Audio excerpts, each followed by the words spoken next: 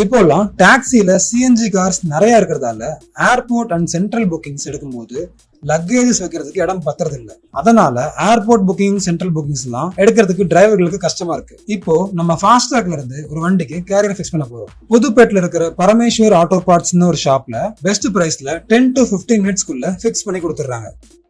நீங்களே பாருங்க இந்த ப்ராசஸ் எவ்வளவு வேகமா பண்றாங்கன்னு.